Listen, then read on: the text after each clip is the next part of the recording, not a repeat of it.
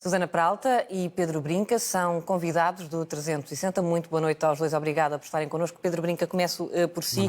Este é o tempo certo para anunciar este aumento intercalar de pensões?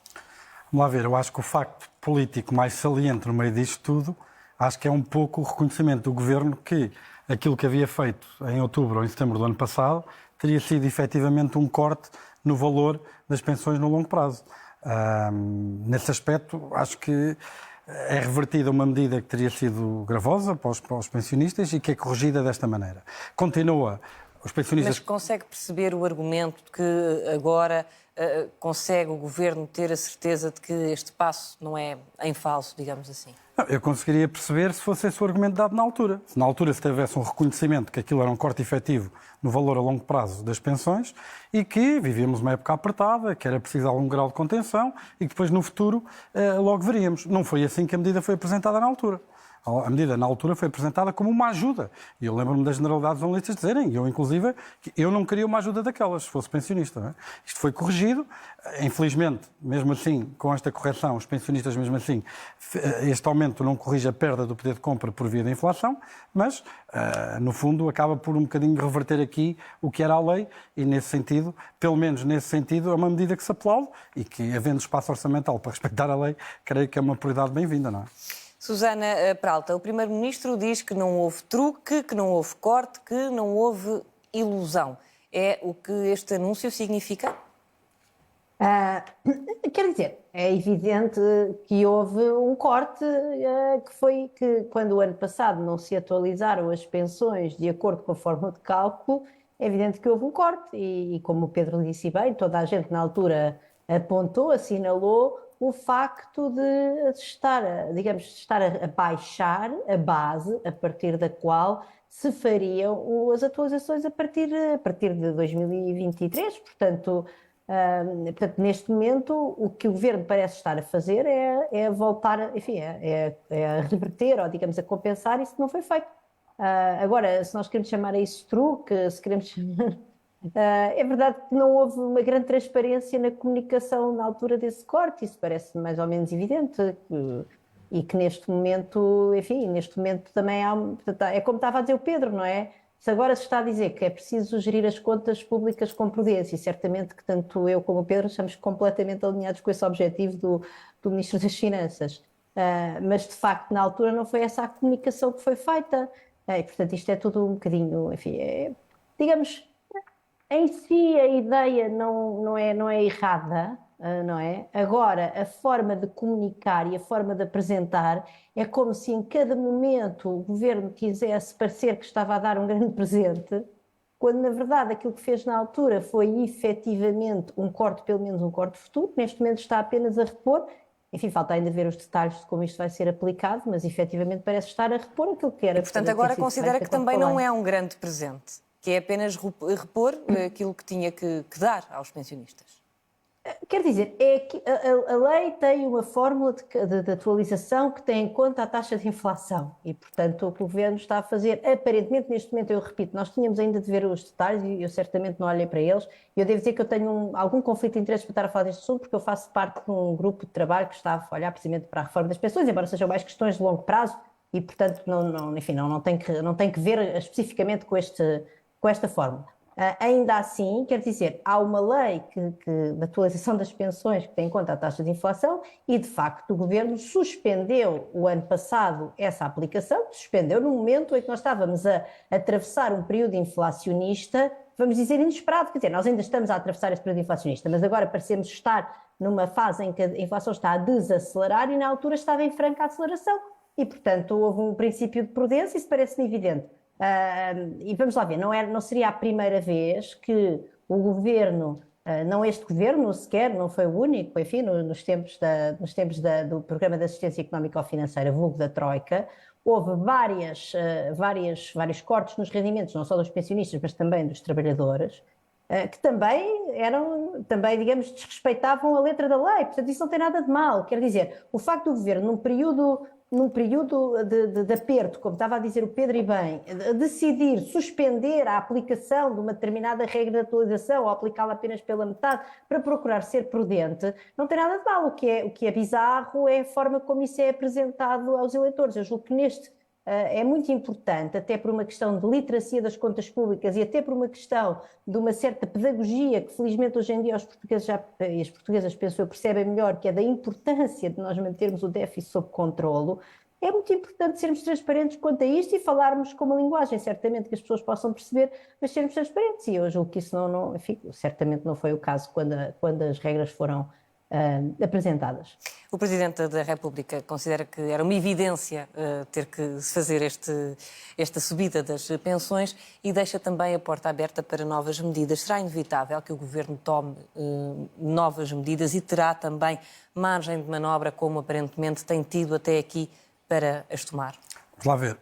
A revisão do déficit foi feita em baixo, por isso espera-se um déficit abaixo daquilo que já estava projetado no Orçamento de Estado. Usando o valor do Orçamento de Estado para 23 como referência, haverá naturalmente alguma margem.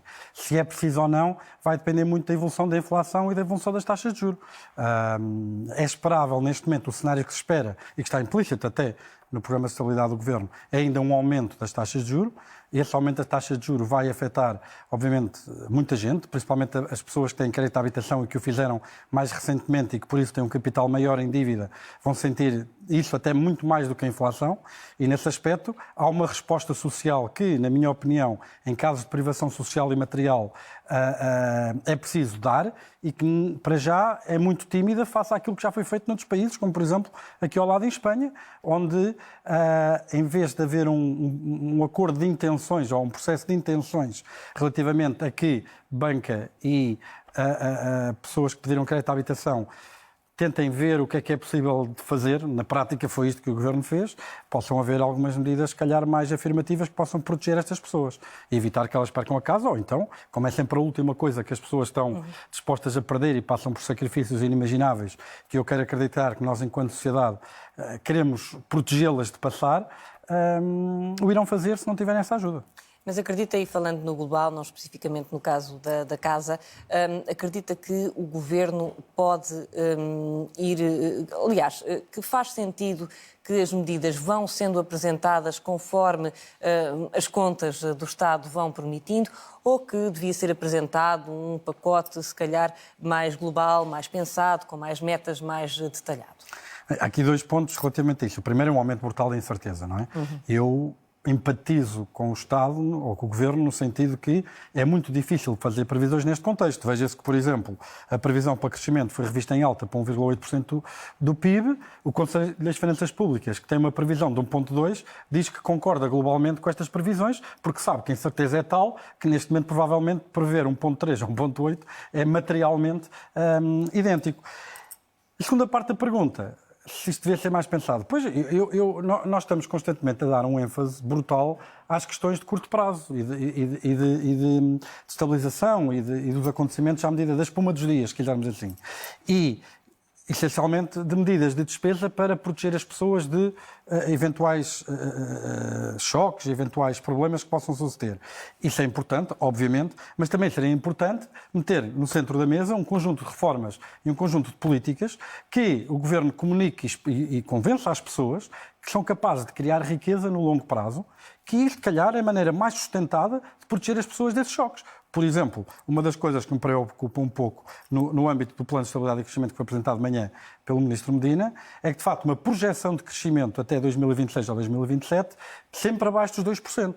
Se as previsões sobre a taxa de juros se mantiverem como estão, e eu aí devo confessar que até sou mais otimista que a generalidade dos analistas, mas se as taxas de juros se mantiverem por um tempo muito prolongado, bastante acima desse valor, obviamente que isto vai exigir um esforço orçamental muito mais forte, não é? Porquê? Porque a receita fiscal cresce a uma velocidade mais baixa do que o estoque de dívida. Obviamente, com superávites primários do orçamento, como temos tido, esse efeito combate-se, mas deixa-nos uma margem muito, muito pequena para conseguirmos combater. Quanto mais tempo nós passarmos com taxas de juros relativamente elevadas à taxa de crescimento da base fiscal que haverá não ser muito diferente da taxa de crescimento do PIB, é normal que esta disciplina seja gravosa. E é nesse sentido que eu gostaria de ter um ênfase maior de como é que vamos fazer Portugal crescer. E há coisas que são óbvias, e há coisas que são tão pequeninas às vezes. Dou-lhe um exemplo. Portugal tem uma localização geográfica bastante privilegiada na porta para o Atlântico. Somos o 8º país no índice logístico do Banco Mundial com melhor conectividade marítima. Mas depois nem sequer disso tiramos partido, porque do ponto de vista das infraestruturas portuárias, do ponto de vista do funcionamento das alfândegas, do ponto de vista de atrasos, etc., nós nem estamos tão em baixo, que nem essa posição vantajosa que tivemos à partida conseguimos fazer. Apesar desse discurso estar na boca dos decisores políticos há já vários anos. Susana, pegando aqui também nos anúncios que foram feitos de manhã por parte do Ministro das Finanças, nomeadamente pegando aqui na deixa do Pedro Brinca, de um crescimento para os próximos anos sempre abaixo dos 2%, acredita que devem ser pensadas reformas estruturais para colocar Portugal a crescer mais? A grande palavra, as reformas estruturais. Eu posso só pegar um bocadinho naquilo que está anunciado, naquilo que veio verdadeiramente no plano. Depois eu vou responder essa pergunta. Mas eu acho que nós podemos olhar para este programa de estabilidade do ponto de vista das despesas e dos programas de despesa pública que aqui estão anunciados, designadamente para ajudar as pessoas, as famílias e as empresas a atravessar este período inflacionista. Há uma questão que é o montante, quanto é que se gasta, e aí eu acompanho a prudência da equipa do Ministério das Finanças e, como o Pedro disse bem, parece-me a mim que a principal mensagem do parecer do Conselho das Finanças Públicas não é relativamente à qualidade destas projeções, é relativamente à incerteza. E, portanto, num contexto de incerteza, nós temos de ter muito cuidado nos planos a gastar e a aumentar excessivamente o déficit. Eu acho que aí nós estamos praticamente em equilíbrio orçamental. Um déficit de 0,4% é muito baixo, é muito próximo de zero. E, portanto, isso é bom. Isso é bom. Portanto, eu acho que esse nós também parece um gastar... discurso que agrada aos eleitores.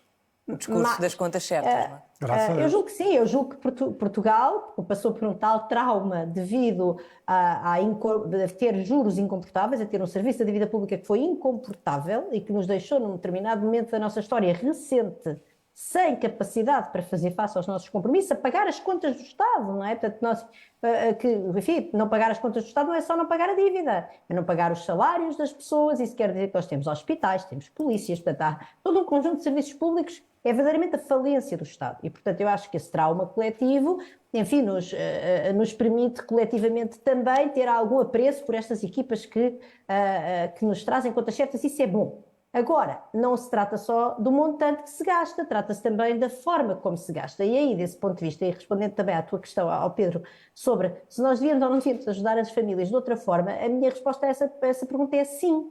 Nós anunciámos um pacote em outubro, depois anunciámos outro pacote em dezembro, depois há um mês atrás, ou há 15 dias atrás, anunciámos o IVA zero. E agora estamos aqui enfim, agora é a atualização das pensões, não houve nada que fosse especificamente dirigido às famílias e designadamente às famílias mais pobres. Mas depois eu recordo que o primeiro pacote de outubro era para quase toda a gente, depois o de dezembro já era mais dirigido, o IVA zero já é outra vez para toda a gente e, aliás, é mais para quem mais gasta, para quem compra marcas mais caras, etc. E, portanto, há uma inconsistência e esta coisa do ad hoc, do conta-gotas, faz pouco sentido. E, de facto, as pessoas, sobretudo num período de aperto, precisam de maior previsibilidade. E eu percebo que o Governo esteja a trabalhar num contexto de grande incerteza, mas ainda assim, quer dizer, tenho alguma dificuldade em perceber que não se consiga uma maior previsibilidade e que depois não se consiga evitar medidas um pouco estranhas, como o IVA zero, que na prática ajuda muito pouco. No fundo é uma política que manda pouco dinheiro a muita gente e que ainda por cima manda mais dinheiro a quem mais ganha. Eu recordo que as minhas próprias contas, usando o inquérito às despesas de famílias, com o trabalho de coautores do Bruno Pessoa Carvalho e da Mariana Esteves, davam 8 euros por cada família, em média das famílias mais pobres, 8 euros por mês, é quanto nós já estamos a dar com o IVA zero. Portanto, por exemplo, pegar esses 400 milhões e gastá-los melhor, de maneira mais dirigida, aliviando, por exemplo, a conta das pessoas que neste momento têm a prestação de casa a aumentar, como o Pedro referiu, parecia muito melhor. Portanto, não é só uma questão o Governo, aliás... O Ministro das gasta? Finanças hoje disse que quer também ajudar a classe média e quer ajudar quem trabalha e, com isso, prometeu descidas no IRS até 2027, sem, no entanto, ficarmos a perceber exatamente que descidas serão essas. Mas é importante esta medida, Susana. Há uma previsão, há um gráfico, aliás, no PowerPoint, nos slides do Ministro, há um gráfico que mostra a distribuição desse alívio da carga fiscal por tecidos do rendimento, o que é uma ótima notícia, ou seja, nós apesar de tudo estamos a melhorar de alguma forma na maneira como o Ministério comunica as suas políticas e de facto aquilo que nós vemos é que tem um impacto maior nas pessoas nos 10% mais pobres e tem um impacto menor nos 10% mais ricos, o que o impacto é 0,6%, não tenho agora aqui o gráfico à frente. É uma medida que já estava anunciada no Orçamento de Estado, agora o que nós temos é uma projeção dessa medida há 5 anos, que é a natureza plurianual do exercício do plano de estabilidade. Agora, vou responder à questão do crescimento. Eu estou de acordo com o Pedro, isto é um crescimento bastante fraco e, sobretudo, num contexto em que nós temos o PRR e, aliás, há uma grande ambição de execução de investimento público no plano de estabilidade, que vamos ver se nós vamos conseguir implementá-lo, porque, enfim, nós não temos sido, este governo não tem sido muito eficaz, vamos dizer assim, em cumprir as suas promessas de investimento público, mas é um pouco estranho que nós estejamos a gastar esse dinheiro todo e não consigamos fazer face a alguns atrasos estruturais da nossa economia. Isto dito, eu também não tenho a certeza que o plano de estabilidade seja enfim, um plano para propor grandes alterações de política, digamos, é um plano que é suposto dar um certo enquadramento àquilo que se espera da economia nos próximos 5 anos e, portanto, não é suposto fazer assim grandes alterações, digamos, de políticas que podiam, de facto, alterar estruturalmente a nossa economia. Portanto, não, mas eu acompanho a preocupação do Pedro, não tenho a certeza que este fosse o documento para fazer esse exercício, mas parece-me evidente que este governo, sobretudo há um ano a governar em maioria absoluta, não nos trouxe ainda essa ambição, e isso é de facto uma pena. Enfim, é verdade também que o governo teve azar, ganhou a maioria absoluta e depois começou a guerra, portanto, enfim, não vou dizer que é um trabalho fácil, mas é um trabalho que o governo com a maioria absoluta, em vez de estar a usar a maioria absoluta para, por exemplo, promover reuniões estranhas como aquela reunião entre a CEO da TAP e os deputados do PS, que no fundo desvirtua o mecanismo de escrutínio do Parlamento sobre o Executivo, se usasse a maioria absoluta para verdadeiramente exercer o seu poder, para procurar pôr, enfim, a nossa economia para atacar alguns problemas estruturais, não só do crescimento do tecido produtivo, como também dos serviços públicos, por exemplo, isso é de facto um pouco, enfim, fica um pouco aquém, é verdade. Falaremos mais à frente se isso acontecer. Susana Peralta e Pedro Brinca, muito obrigado aos dois por terem estado connosco. Boa noite e até uma próxima. Adeus, boa noite.